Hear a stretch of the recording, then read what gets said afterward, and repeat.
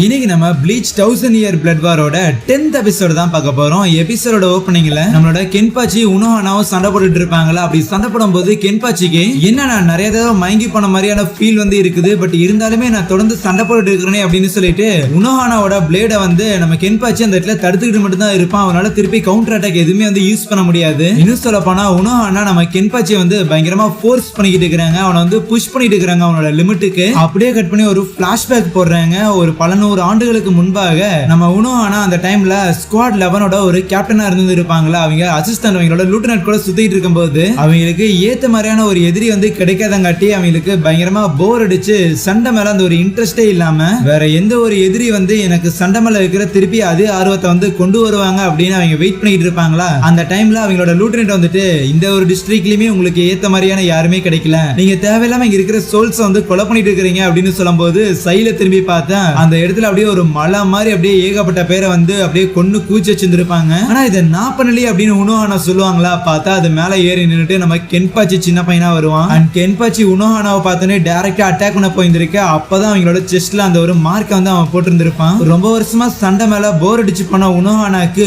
புதுசா சண்டை மேல ஒரு ஈர்ப்பு ஏற்பட்டிருக்கும். அது ஒரு சின்ன பையனோட கத்தி மூலமா பேரலா இவங்க 2 பேரும் சண்டை போட்டுக்கிட்டு இருப்பாங்கல்ல. சோ அப்பதான் கென்பாச்சிக்கு முதல்ல உனோஹானாவோட அட்டாக் வந்து இவன் வெறும் தடுத்துட்டு மட்டும் தான் இருந்தான். பட் இப்போ அவனால வந்து கவுண்டர் பண்ண முடியுதுன்னு சொல்லிட்டு அவன் ஒவ்வொரு அளவு வந்து மைட்டு திருப்பி வர மாதிரியான ஒரு ஃபீல் அவனுக்கு கிடைக்குது இல்ல. சோ அப்படி திருப்பி வரும்போது அவனுக்கு வந்து புதுசா பவர்ஸ் வந்து கிடைக்கிற மாதிரியும் அவனோட பவர்ஸ் வந்து இன்க்ரீஸ் ஆகிற மாதிரியும் இருக்குது. ஆனா அப்பதான் உனோஹானா அவங்களோட மனசுக்குள்ளேயே நினைக்கிறாங்க நம்ம இச்சிகோ கூட அவன் தோத்தது, அந்த நொய்டோர கூட கடைசி நேரம் வரைக்கும் சண்டை போட்டது, அந்த யூஆவா கூட சண்டை போட்டது, இந்த பேட்டில் எல்லாத்துலயுமே வந்து கென்பாச்சி ரொம்பவுமே ஸ்ட்ரகிள் பண்ணியிருக்கான், இல்லைன்னா ரொம்பவுமே தோத்துருக்கான். அப்படிங்கும்போது அது கென்பாச்சியோட வீக்னஸ் தான் குறிக்குது அப்படின்னு எல்லாரும் நினைப்பாங்க. ஆனா உண்மை வந்து அது கிடையாது. உண்மை என்னங்கிறது எனக்கு மட்டும்தான் தெரியும். ரொம்ப சின்ன பையனா இருக்கும்போது கென்பாச்சி சண்டை போடுறதுல இருக்கிற அந்த ஒரு ஆர்வத்தை வந்து புரிஞ்சுக்க ஆரம்பிச்சுட்டான். ஆனா அவனை சுத்தி இருந்த யாருமே அவனுக்கு ஈடு கொடுத்து சண்டை போடுற அளவுக்கு ரொம்ப ஸ்ட்ராங்கான ஆளுங்க வந்து கிடையாது. சோ அப்படி இருக்கும்போது தான் நம்ம கென்பாச்சி உனோஹானாவை மீட் பண்ணி உனோஹானா கூட சண்டை போடும்போது முதல்ல மத்தவங்களை கம்பேர் பண்ணக்குள்ள உனோஹானா நிறைய அட்டாக்க வாங்கிட்டு அதே இடத்துல நின்று இருந்திருப்பாங்க. சோ முதல்ல நம்ம கென்பாச்சி உனோஹானா வந்து மதிச்சிருந்திருப்பான். அந்த இடத்துல உனோஹானா வந்து அட்மையர் பண்ணி தனக்கு ஈக்குவலான ஒரு எதிரி அப்படின்னு அவங்களை வந்து கன்சிடர் பண்ணியிருப்பான். சோ இப்படி முதல்ல உனோஹானாவை வந்து அவன் அட்மையர் பண்ணி ஒரு ஆப்போனண்டா கன்சிடர் பண்ண காரணத்தால தான் யாச்சிரோ உனோஹானா அப்படிங்கிற அவங்க பேர்ல இருக்கிற அந்த யாச்சிரோவை எடுத்து கென்பாச்சியோட லூட்டனட்டான அந்த யாச்சிரோ இருக்கிறாள் பிங்க் கலர் தலை அவளுக்கு வந்து வச்சிருந்திருப்பான். ஆனா ஒரு பாயிண்ட்டுக்கு மேல அந்த சண்டையில சின்ன வயசுல கென்பாச்சி உனோஹானா வந்து தோக்கடிக்கிற லெவலுக்கு போயிருவான். அவளை வந்து கொலை பண்ணிட்டான் அப்படின்னா இவனுக்கு இனிமேல் வந்து ஒரு ஈக்குவலான சரிசமமான ஒரு ஆப்போனன்ட் இருக்க மாட்டாங்க அப்படின்னு பயந்து போய் சப்கான்சியஸா அவனோட பவர்ஸ் எல்லாத்தையும் வந்து அவனே வந்து கம்மி பண்ணியிருப்பான். அவனே வந்து அவனோட பவர்ஸ் எல்லாத்தையும் வந்து சப்ரஸ் பண்ணியிருப்பான். அது மூலமா தான் அவனோட எதிரி கூட வந்து டெத் பேட்டில் வந்து போட முடியும். அப்பதான் வந்து ஹாப்பியா இருக்குன்னு சொல்லிட்டு அவனுக்கே வந்து தெரியாம அவனோட பவர்ஸ் எல்லாத்தையும் வந்து அவனா வந்து அடக்கி வச்சிருந்திருப்பான். சோ இந்த மாதிரி தான் கென்பாச்சி தன்னோட பவர்ஸ் எல்லாத்தையும் வந்து சப்ரஸ் பண்ணதுக்கு ரீசன் வந்து நான் அவனுக்கு ஈக்குவலா போட்டி போடுற அளவுக்கு ஸ்ட்ராங் இல்ல, சோ இது வந்து என்னோட தப்பு தான் அப்படின்னு அந்த உனோஹானா வந்து நினைப்பாங்க. அதை வந்து சரிப்படுத்துற ஒரு விதமா உனோஹானா நிறைய பேட்டில நோட் பண்ணியிருப்பாங்க. கென்பாச்சி சாகும் தருவாய் வரைக்கும் அப்படியே சண்டை போடுறாங்க போது அந்த பாயிண்ட்ல அவனுக்குள்ள இருந்து சம்திங் திருப்பி ஏதோ ஒரு பவர் வந்து அவேக்கன் ஆகுது. சோ இப்போ இந்த இடத்துல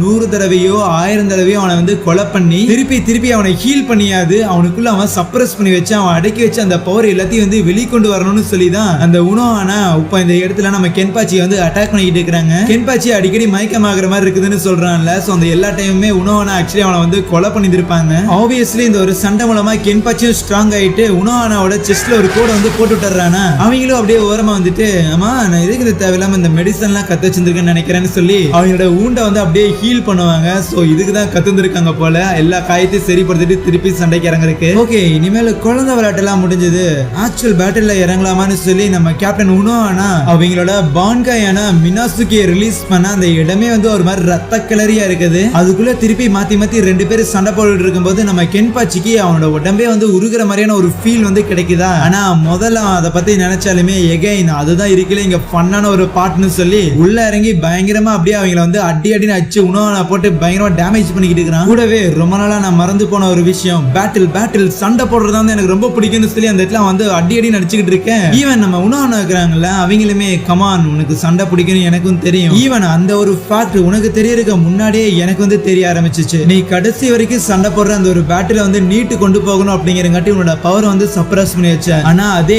நான் என்னோட பேட்டில வந்து கடைசி வரைக்கும் நீட்டு கொண்டு போகணும் அப்படின்னு சொல்லி நான் என்ன ஹீல் பண்றதுக்காக மெடிசன் கத்துக்கிட்டேன். நீ சின்ன பையனா இருக்கும் போது உன்னை தோக்கடிக்கும் போது உன்னை வந்து கொலை பண்ணலாம் தான் நினைச்சேன். ஆனா எனக்கு அடுத்த ஒரு கென்பாச்சியே இருக்கிறதுக்கான தகுதி உங்ககிட்ட இருக்கிறத நான் வந்து பார்த்தேன். ஒவ்வொரு காலகட்டத்திலயும் ஒவ்வொரு கென்பாச்சி தான் இருக்கணும். ரெண்டு கென்பாச்சில இருக்க முடியாது. ஏன்னா அதுதான் விதி. அப்படி யாராவது இருந்தாங்கன்னா அவங்க ரெண்டு பேரும் சண்டை போட்டு அதுல யாராவது ஒருத்தர் வந்து சாகதான் போறாங்க போது நம்ம கென்பாச்சி கரெக்டா அந்த உணவனா வந்து அப்படியே குத்தி கிழிச்சறான். அப்படியே ரத்தம் ஒழுகிட்டு இருக்க நீ என்ன ஜெயிச்சிட்டேன்னு சொல்லிட்டு அவங்க அதே இடத்துல கீழே விழுகும் போது கென்பாச்சி அவங்களை பிடிச்சிட்டு பேட்டில் எல்லாம் முடியல, சீக்கிரம் எந்திரி அப்படிங்கிற சொல்லி அந்த இடத்துல இருந்து அப்படியே கத்திக்கிட்டு இருப்பானா. சின்ன பையன் மாதிரி கத்துறான். நீ ஏன்னா என்ன நினைச்சு கவலை பண்ணும் அப்படிங்கிற எந்த ஒரு அவசியமே கிடையாது. உன் கூட நான் சண்டை போட இருக்க மாட்டேன் அப்படின்னு நினைச்சுதான் நீ இவ்வளவு ஃபீல் பண்ற. ஆனா நீ திருப்பி உன்னோட பவர் எல்லாத்தையும் கெயின் பண்ணிருக்க. மறுபடியும் உன்னால சாதாரணமா எல்லாரும் கூட வந்து சண்டை போட முடியாது. ஆனா இந்த தடவை உன்னை எதிர்க்கிறதுக்காக பயங்கரமான எதிரிகள்லாம் வந்திருக்காங்க. ஈவன் உன் கூட நின்னு சரிசமமா சண்டை போடுற நண்பர்களும் உன் கூட இருக்கிறாங்க. என்கிட்ட இருக்கிற எல்லாத்தையுமே நான் உன்கிட்ட கொடுத்துட்டேன். அன்னைக்கு வேணா என்னால என்னோட கென்பாச்சிங்கிற டைட்டில் உங்ககிட்ட கொடுக்க முடியாம போயிருந்திருக்கலாம். ஆனா இந்த இடத்துல இப்போதைக்கு நீ தான் ஒரே கென்பாச்சின்னு சொல்லி அதே இடத்துல அவங்க இறந்து போயிருவாங்களா. ஆனா அப்ப பார்த்தா திடீர்னு அவனுக்கு ஏதோ ஒரு வாய்ஸ் வந்து கேட்கும்.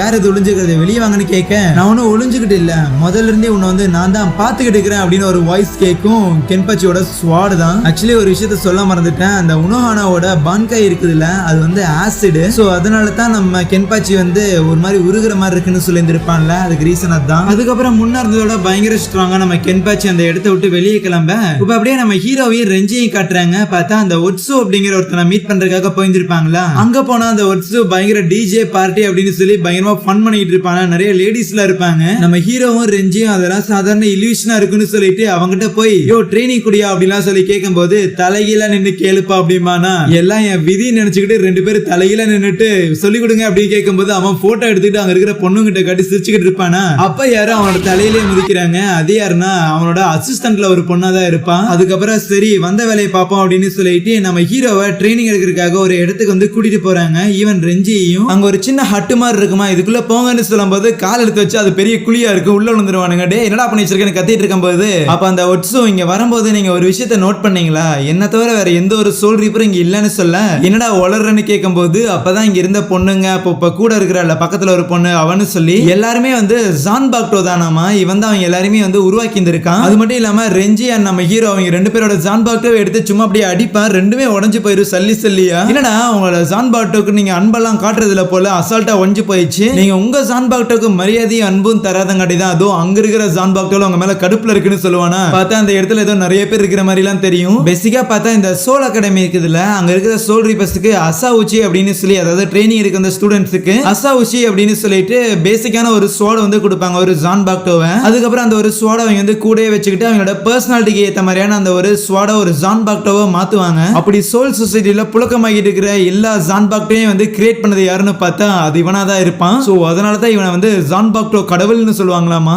அதுக்கு இங்க இருக்கிற என்னையா சம்பந்தம் கேட்கும்போது ஒன்னும் இல்ல, நீங்க ரெண்டு பேரும் உங்களோட பிளேட வந்து மதிச்ச மாதிரி தெரியல. சோ அதனால இங்க இருக்கிற ஜான் பாக்டோல உங்க மேல பயங்கர கடுப்புல இருக்கிறாங்க. அதனால நீங்க இவங்களெல்லாம் தோக்கடிச்சு சர்வைவ் ஆனீங்க அப்படின்னா மேபி அப்ப வேணா உங்களோட ஸ்வாட வந்து ரெடி பண்ணி தரேன். ஜான் பாக்டோவா இல்ல சோல் ரீப்பரானு பாப்போன்ட்டு போயிருவான். ஆனா அதுக்கப்புறம் ஒரு 3 நாள் கழிச்சு வருவானா. பார்த்தா அந்த இடத்துல நம்ம ரெஞ்சி அப்படின்னு நின்னுகிட்டு இருப்பான் சண்டை போட்டுட்டு. ஆனா நம்ம இச்சிகோ கீழே விழுந்துக்கிறத பார்த்துட்டு இச்சிகோ நீ ஃபெயில் ஆயிட்ட, ரெஞ்சி நீ பாஸ் ஆயிட்டு, அதனால இச்சிகோ பொட்டி படிக்கல தூக்கிட்டு வீட்டுக்கு போடாமானா. இல்ல எனக்காக ஒரு சான்ஸ் வந்து கூட டைம் லிமிட் அப்படின்னு சொல்லி எதுவும் இல்லதானு கேட்கும்போது டைம் லிமிட்லாம் கிடையாது மாமே, உன்னை எந்த ஒரு அசாவுச்சியும் சூஸ் பண்ணவே இல்லை அப்படின்னா நீ ஒரு சோல் ரீப்பரே கிடையாது. ரெஞ்சி இதெல்லாம் தாங்கிட்டு நிக்கிறதுக்கான ரீசனே அவன் வந்து ஒரு பியூர் சோல் ரீப்பருங்கிறதுக்கான காரணம் தான். இப்ப நீ கிளம்புட ராசான்னு சொல்லி நம்ம ஹீரோ அங்க இருந்து கூட்டிட்டு போகலாங்க போது அவனே சொல்லுவான், நீ திருப்பி சோல் சொசைட்டிக்கு வரணும் அப்படிங்கிற ஒரு எண்ணத்தோடலாம் இருக்காத. ஏன்னா அவங்கள்ட்ட ஒரு ஜான் பாக்டோவே கிடையாது, நீ ஒரு சோல் ரீப்பரும் கிடையாது. அப்படிப்பட்ட உனக்கு கண்டிப்பா உன்னோட ஜான் பாக்டோவை சரி பண்ண முடியாது. இன்னும் சொல்ல போனா சரி பண்ணி தர மாட்டேன்னு சொல்ல நம்ம ஹீரோனை அடிக்க போவானா. டக்குனு அவன் தன்னோட பவர்ஸை யூஸ் பண்ணிட்டு நம்ம ஹீரோவை ரியல் வேர்ல்டுக்கு அனுப்பி விட்டுறான். ஒரு அசாவுச்சி இல்லாமலேயே இவ்வளவு நாளா நீ ஸ்வாட் யூஸ் பண்ணிட்டு இருந்திருக்கேங்க போது